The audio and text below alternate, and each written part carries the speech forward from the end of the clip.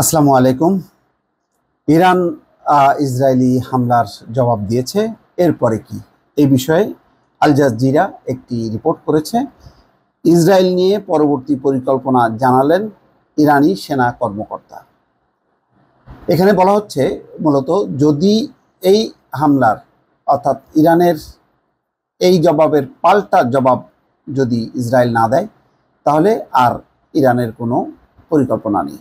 কিন্তু যদি আবারও জবাব দেয় তাহলে বলছে যে হামলা করা হয়েছে সেই হামলার 10 গুণ বেশি শক্তিশালী হামলা করার ক্ষমতা ইরানের আছে। ইরান একই সঙ্গে যুক্তরাষ্ট্রকেও সতর্ক করেছে, বলেছে তারা যদি ইসরায়েলকে সহযোগিতা করা অব্যাহত রাখে তাহলে তাদের যে বিভিন্ন অবকাঠামো আছে মধ্যপ্রাচ্যে ছড়িয়ে ছিটিয়ে সেগুলো নিরাপদ নয়। সুইজারল্যান্ডের মাধ্যমে ইরান একটি পত্রে যুক্তরাষ্ট্রকে পরিষ্কারভাবে এই তথ্য জানিয়েছে। খবরে বলা হচ্ছে ইসরায়েলে যেসব লক্ষ্যে হামলা চালানো হয়েছে তার সবকটি পূরণ হয়েছে বলে দাবি করেছেন ইরানের সশস্ত্র বাহিনীর চিফ অফ স্টাফ মোহাম্মদ বাগেরি। তিনি বলেছেন ইসরায়েল যদি এই হামলার জবাব না দেয় তাহলে দেশটিতে আর কোনো হামলার পরিকল্পনা নেই তেহরানের, অর্থাৎ ইসরায়েলে আর কোনো হামলার পরিকল্পনা নেই। ইরানের বার্তা সংস্থা তাসনিম নিউজের এক প্রতিবেদনে মোহাম্মদ বাগেরির এই বক্তব্য তুলে ধরা হয়। গতকাল শনিবার রাতে ইসরায়েলের বিভিন্ন এলাকায় ড্রোন ও ক্ষেপণাস্ত্র হামলা চালায় ইরান। দেশটির ভাষ্য, 1 এপ্রিল সিরিয়ার রাজধানী দামেস্কে ইরানি কনসুলেটে ইসরায়েলের বিমান হামলার জবাবে এই হামলা চালানো হয়েছে।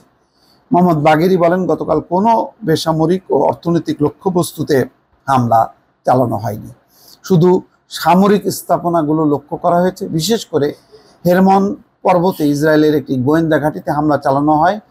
দামেস্ক কনসুলেটে হামলায় ওই ঘাঁটি জড়িত।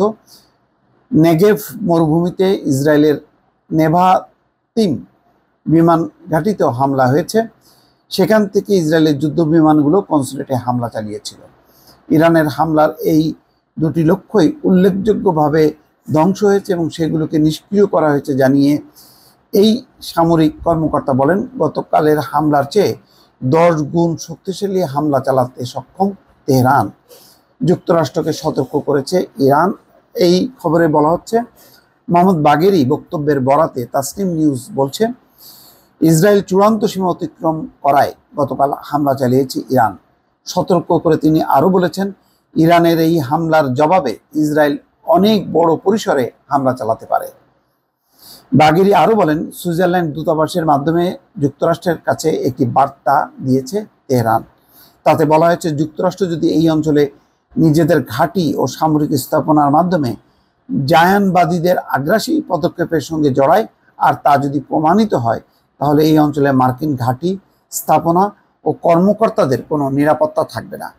গতকাল গ্রিনিচ মান সময় রাত 8টার দিকে ইসরায়েলি ভূখণ্ড লক্ষ্য করে বেশ কিছু ক্ষেপণাস্ত্র ছোড়ার কথা জানায় ইরানের revolutionary guards core IRGC। Israeli ভূখণ্ড লক্ষ্য করে ইরান প্রথম সরাসরি এই হামলা চালালো। ইসরায়েলি সেনাবাহিনী অবশ্য বলছে, ইসরায়েল লক্ষ্য করে ইরান 2 শতাধিক কিলার ড্রোন, ব্যালিস্টিক ক্ষেপণাস্ত্র ও ক্রুজ ক্ষেপণাস্ত্র ছুড়েছে। এর মধ্যে বেশিরভাগ ক্ষেপণাস্ত্রই যুক্তরাষ্ট্র ও ব্রিটিশ বাহিনীর সহযোগিতায় সীমান্তের বাইরে থাকতেই প্রতিহত করা হয়েছে। ইসরায়েলের দক্ষিণাঞ্চলের একটি ঘাঁটিসহ কয়েকটি জায়গায় হামলা চালাতে সক্ষম হয়েছে ইরান। সেখানকার অবকাঠামোগুলোয় সামান্য ক্ষতি হয়েছে। এটি হচ্ছে ইসরায়েলের দাবি। আর ইরান বলছে তারা তাদের লক্ষ্য অনুযায়ী হামলা চালিয়েছে এবং তাদের লক্ষ্য পূরণ হয়েছে। দর্শক ভালো থাকবেন। আল্লাহ হাফেজ।